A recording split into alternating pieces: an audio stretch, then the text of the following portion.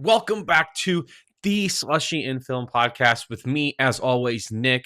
And I have one heck of an episode today. We are talking about all things the Odyssey, the unreal film directed by maybe the best director in the game today, Christopher Nolan, just dropped. It is making more money than it knows what to do with. And is it just that good? Because I think it is. So let's roll.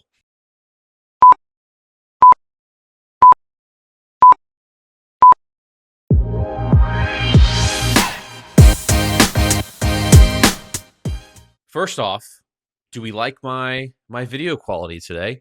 Has improved significantly, and you can even see my mic, and it's nice and lit up. It might flash a little bit, so sorry in advance for that.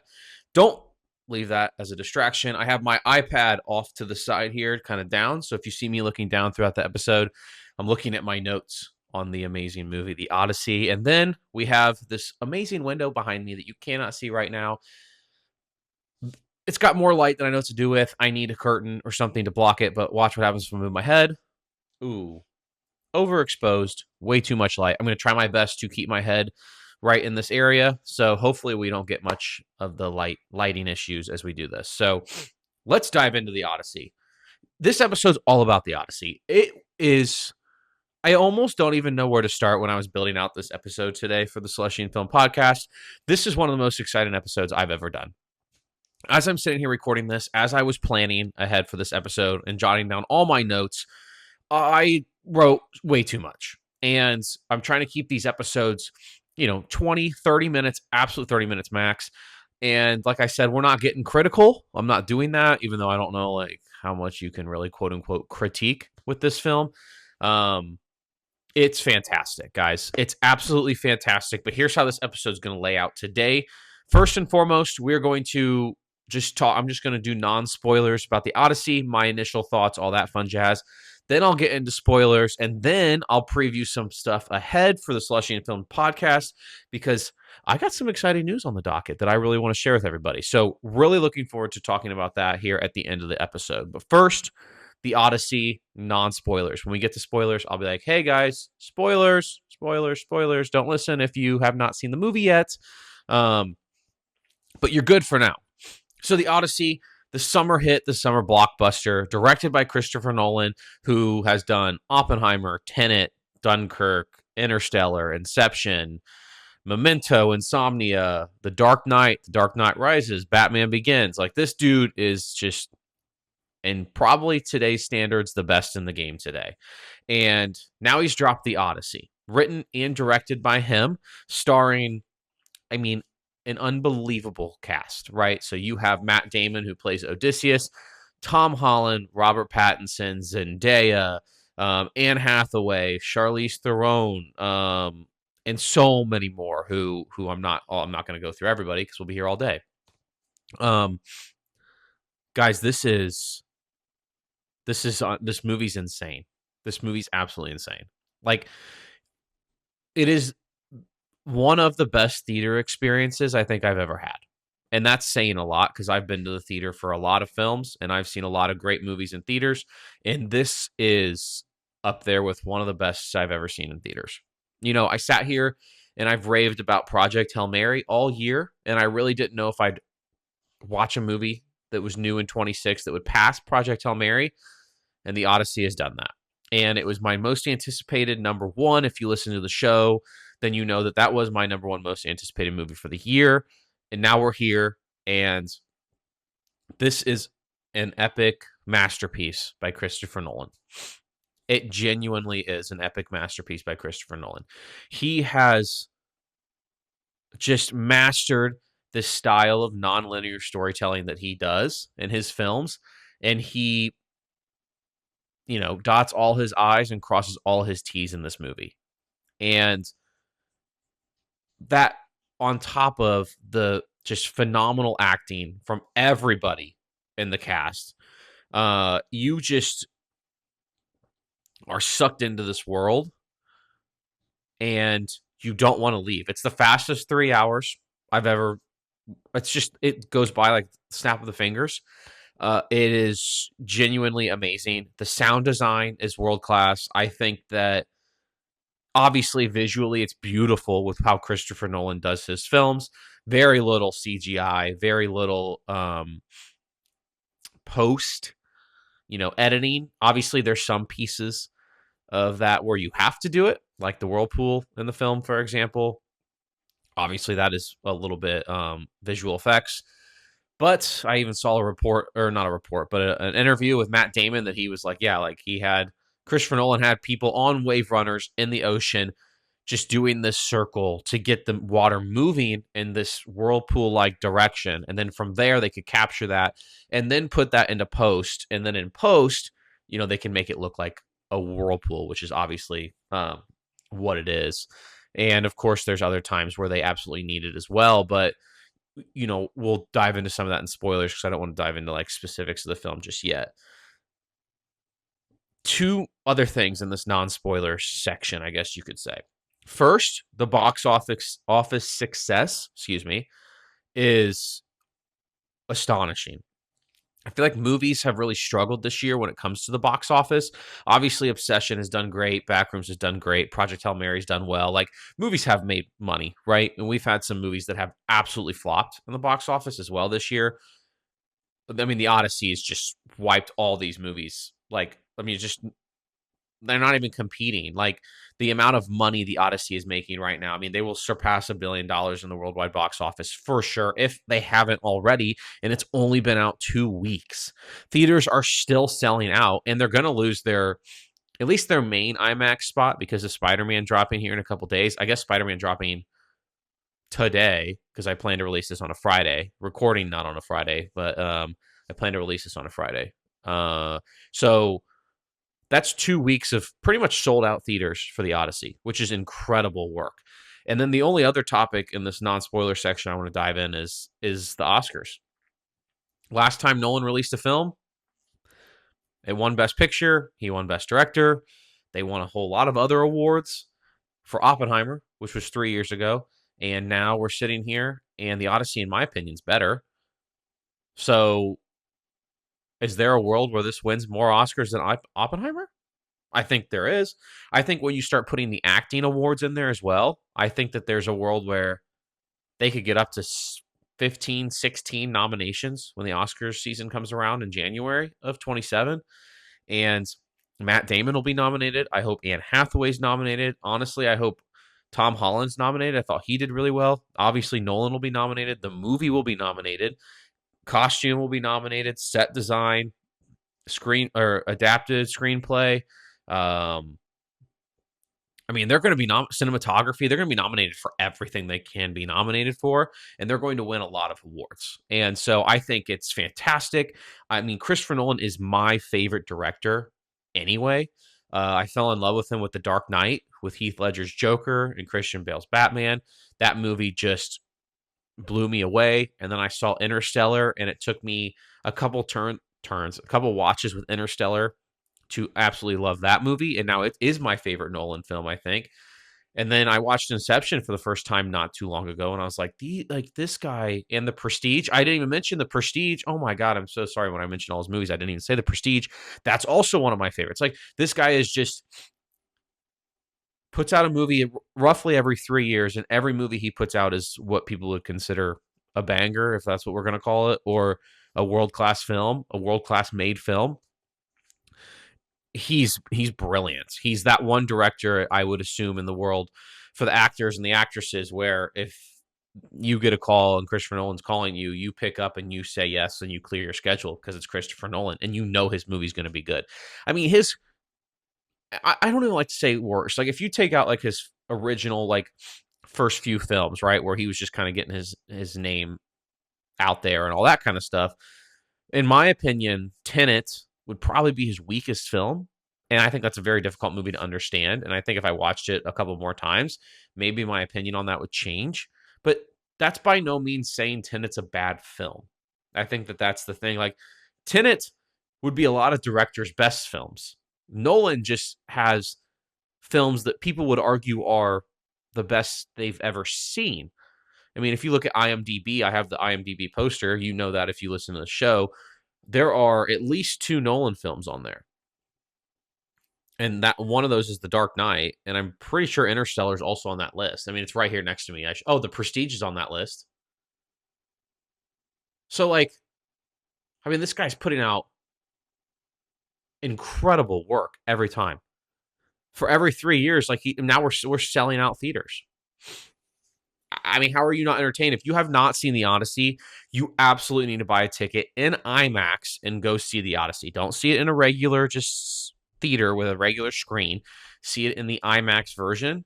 I guarantee you it's better. I watched it in IMAX. It was just incredibly amazing. Like it was, I like was speechless. We have to dive into spoilers because I have specifics I want to talk about with the movie, and so I'm going to dive into spoilers. So this is spoilers for the Odyssey, directed by Christopher Nolan. How many more times do I need to say spoilers? It's spoilers. If you want to hear the spoilers, sweet. I'm obviously not going to talk about the whole movie. If you know the story of Odysseus and the Odyssey, then you know how this movie goes, right? But I'm still going to talk about spoilers. So spoilers, here we go. A ton of memorable scenes for me, first and foremost. The last 45 minutes, I went by like it was 2 minutes. It took my breath away. It was beautifully done. From the moment Odysseus hooked up his bow and flicked the string for that sound, and Penelope stops and turns, and then he pulls the arrow and he shoots through the axes and it hits the table, and then all the doors shut, and then he just kind of like starts fighting everybody. That like 30 to 45 seconds is one of the best 30, 45 seconds in a movie I've seen in a long time. Unbelievable when he strung that bow. Again, the sound design with that was amazing. The acting performances. Anne Hathaway deserves a ton of credit in this film, by the way. She's brilliant. She's brilliant. I thought she was a highlight for me. Acting as a whole for everybody was amazing. I really liked Anne Hathaway in this film, and maybe I liked her more than most do, but I don't know how you can sit here and tell me that her performance was not just fantastic. So, that's that. One of the favorite scenes in my film. Jeez, I didn't do this. One of the favorite scenes in the Odyssey for me is when they go to Hades and when they have conversations with some people from the dead, and they learn about Odysseus learns about some people's fate, including Agamemnon's at the time. That whole scene, that whole dynamic was amazing. Obviously, at the end, when they're running away from the thousands of people who have died on Odysseus's watch during the war, on their way home by their wife, like Agamemnon did, then those are all real people. None of that is CGI. Like Christopher Nolan had thousands of people in the armor running. Like people do not understand the magnitude of the films that this guy makes. Like, and he does not shortcut anything. Like we're not throwing everything on green screens. We're filming in real locations. We're filming with thousands of people if we need to for scenes. Like this guy is brilliant. And that scene is unbelievably good, especially when he's having conversations with specific characters. The colors in that scene, like, again, I'm not trying to be critical, but like just it's visually stunning, and it tells you what's going to happen the rest of the movie. Like, you know that everybody dies who's trying to get back home to Ithaca outside of Odysseus. You know they all die. Like, that is part of the story. Yet you're hearing it, and you're hearing how Agamemnon died in that moment, and you're still feeling the magnitude of all these characters' deaths in the process. And at the time, he obviously still has part of his crew with him because they have not all died yet. It's incredibly well done. Like, it's so good. And I can talk about it all day, and I know there's other topics because that is one of my favorite scenes in the whole movie, and I think a lot of people probably would just like bypass that scene and move on because there's not like quote unquote a ton of action, but the dialogue is incredibly good in that. How about the Trojan horse scene? How about the way the movie's told and Odysseus is flashing us back when he's with Calypso? How about the Trojan horse scene? I mean, are you kidding me? The moment from when the people of Troy find the Trojan horse, drag the Trojan horse back in town with Odysseus and all his crew in the horse. Then they stand the horse up, in the middle of Troy. Then Odysseus and his crew get out. They the sound leading up to the climax of this scene is so well done. And then how about they get to the doors and they open the doors to Troy for all of Agamemnon and his crew to take out Troy and win the war. How about the doors opening and Agamemnon standing right there in his, by the way, insane looking costume, by the way. I mean, an intimidating looking costume, an intimidating figure every single time. And some of that's camera work. Don't get me wrong. Like, we're shooting a little bit lower on him on purpose to make him look like this big towering figure. Because in reality, the actor playing him is only like 6'1", I want to say. So, but the costume alone is awesome. And how about those doors opening and he's standing right there, and then everybody runs past him to enter Troy, and then it's it's a bloodbath after that. Awesome, awesome, awesome, awesome, awesome. One of my favorite scenes. The entire I haven't even touched on the Cyclops, which just gets like passed. The Cyclops is this massive character, literally massive in terms of size, and it's a puppet. It's a puppet. Like, people just to sit here and even potentially hate on this film, I think is just asinine. Asinine. I think it's just ridiculous. And the entire scene with the Cyclops is so well done. And for people who haven't, read that book or know that story, knowing, like, I knew the Cyclops was Poseidon's child. Obviously, there's only one way for Odysseus to travel back to Ithaca, and that's by sea. Who's the god of the sea? Poseidon. Like, I mean, come on, man. Like, this is just every scene is visually stunning. Every scene is so well thought out and so well done. It's an absolute masterpiece of a film. It 100% is. I don't know how you could sit there and tell me otherwise. How about like the emotional toll of the film? I mean, I was emotional in that movie. I mean, you have characters dying left and right, and you still know that's going to happen. Yet it's still emotional. What about the fact that Argus waited 20 years for Odysseus to return, and then he dies wagging his tail in the dirt or in the mulch or whatever? Can't tell me that's not an emotional scene in the moment. You have dislike for characters. You have love for characters. Like, you root against Robert Pattinson's character, and he does so well to make you hate him. You root for Tom Holland's character, Odysseus and Penelope's son, the whole time. I think Tom Holland has some very good scenes, by the way. I think he is an underrated actor the more I watch him on the screen. Obviously, we know him best for Spider-Man, and he hasn't always done great films, don't get me wrong. He did well in this, though, and I think he'll get some really good roles going forward because of this. I don't there's still other scenes to talk about. What about, like, Cersei? The whole thing with Cersei. How she transformed all Odysseus's men, who were remaining, into pigs. How about watching that? That was real. What was happening was real. Like, obviously the men were not turned into pigs, but like it was very graphic to watch. Guys, as you can tell, I'm like almost at a loss for words in this moment, because I don't even like. There's so much to talk about. And like, I love doing podcasts by myself, but this is almost where I need other people to like bounce stuff in the movie off me, right? So we can just continue this conversation.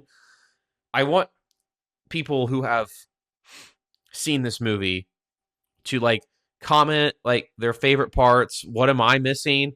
Like, maybe it's not all the best thing I've ever seen in my life, and like, what is something that maybe you thought wasn't as well done?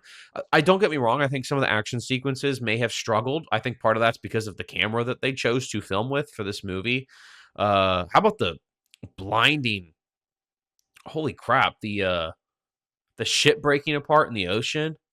the flashing lights and the sound. Oh my God. Could you imagine being in like 4DX for that? I'd vomit. I think this is a top 3 Nolan film for me. I think it's The Dark Knight and Interstellar and The Odyssey. I don't know the order of those yet. I need to still let The Odyssey breathe. But I did not feel like this with Oppenheimer. I liked Oppenheimer a lot. I did not feel like this with Oppenheimer. I feel like this for The Odyssey. It's one of my favorite stories. I think it was done to borderline perfection by the best director in the game with an insane cast and crew. It's a top 3 Nolan film. It is. I'll own that and I will defend that. It's a top 3 Nolan film for sure. Inception's maybe close. 4. Okay, top 4. It's a top 4 Nolan film. I'd put Inception in the conversation. Don't necessarily mean Inception is top 3 or above The Odyssey, but the Inception's definitely up there. But The Odyssey is top 4, no doubt in my mind. So shout out to Christopher Nolan. Shout out to everybody involved in that movie because it is by far the best movie of the year so far. And I would be absolutely bamboozled if it does not end the year as the best film of the year. I don't see a world where there's a film that can beat that. I don't. And there are some good films still slated to come out this year. I don't think that anybody's going to be able to compete with it. And I think I'm right. So what's next? The Odyssey, baby. Odyssey wrapped, done. I need to go see it again. If you have not seen The Odyssey, please go see it in theaters. It is so good, and it's so worth the payment. It's so worth the watch in the theater. So that's my final plug for The Odyssey. If you have not seen it, you need to go see The Odyssey. Future episodes. I was so excited for this. Guys, I'm at 22 minutes. Come on. We're going to stay under 30. That is the goal. We're going to stay under 30. I'm worried that future episodes will not be staying under 30, and I'll tell you why right now. First, I'm going to see Spider-Man Brand New Day on Friday. Today, the day this is dropping, I'm going to go see Spider-Man Brand New Day in theaters. I really hope it's good. I really hope for Marvel's sake it's good. I have seen nothing about it. I still do not know who Sadie Sink plays. I know nothing. I'm so excited. So that's number 1. I only had 2, but I just thought of another thing. How about the quick announcements at San Diego Comic-Con? Ryan Gosling joining the MCU as Ghost Rider. David Johnson joining the MCU as the new Black Panther. Black Panther 3 is being directed by Ryan Coogler, releasing December 2028. Ghost Rider with Ryan Gosling being directed by Sean Levy. That is being released in the summer of 2028, I believe. Sean Levy has done other films. He just did the Deadpool and Wolverine film in the MCU, and he's also doing the Star Wars Starfighter film, also starring Ryan Gosling, that drops next spring, so spring of 27. So that's just some random MCU news. Last thing. It's MCU with these things. We're moving over DCU. The new show, Lanterns, DCU. My father-in-law is the biggest diehard Green Lantern or Lanterns fan out there, and he knows everything. He knows all the lore. He knows all the stories. He knows everything. And he was texting with me today about the show, and just based on the trailers alone, and he is like, this is going to be so good if they get this right. The story, if just based on the trailers alone, if it is what he thinks it is, he's like, this is going to be so good. And so we're going to do something a little bit different on this podcast, and we're going to have the video portion. Quality won't be as good because I'm going to use Zoom because it's free.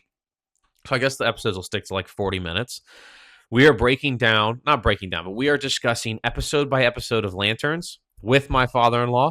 So that's going to be its own series, The Lantern Show on HBO. So as each episode drops and we watch it, we are going to meet on Zoom, and we're going to record a Slushy Film Podcast episode and release those after each episode of Lanterns is released. So that's something new that I'm doing. I've never done that, a breakdown episode by episode by episode, and with a guest. I've only ever had one guest on the show, my wife. That was great, but that was a Valentine's Day special after we saw Wuthering Heights, and we ranked our top 5 romance rom-com movies. But this is going to look different. He's going to be on for however many episodes the Lantern Show is, and we're going to talk about the show after each episode, and it's going to be more of him talking, more of me listening, but I will help guide that conversation as best I can, and I'm really, really excited for that because that's something new. He actually brought that idea to me So shout out to him for that. But I'm really, really excited about that. I think that's going to be fantastic. I think that's going to be a great time. And I think I'm going to learn a ton. But if Lanterns hits for the DCU, that will be huge for Superman Man of Tomorrow that comes out next summer, especially with Supergirl that just came out, that's already on streaming platforms, absolutely flopping at the box office. I have not seen it, and I don't actually want to see it. So that's the last piece of news I'm super excited to share. So stay tuned for the future episodes of The Lantern Show, because we are breaking down those episodes and we are really getting into the Green Lantern character and the characters that are the Lanterns. So really, really excited about that. This was a great episode. I hope you enjoyed this episode. I hope you enjoyed the video quality compared to my last episode. I hope you enjoyed learning about the Odyssey, hearing about the Odyssey. Again, I want to hear people's comments. I want to hear what people have to say. Please like, comment, subscribe, all that kind of stuff on YouTube, Spotify. If you're seeing shorts on TikToks, like on TikTok, whatever, I am trying to put myself out there as best I can. I'm having a great time with this. Anybody ever wants to collaborate, like, I'm big movie guys, so let's do that. But stay tuned. Next episode is going to be Spider-Man related. After that, we're going to really pretty much hit on Lanterns, as that's coming out really, really soon. So thank you for listening. The Slushy Film Podcast, as always, with me, Nick. Like, comment, subscribe, all that fun stuff. And of course, we'll see everybody next time.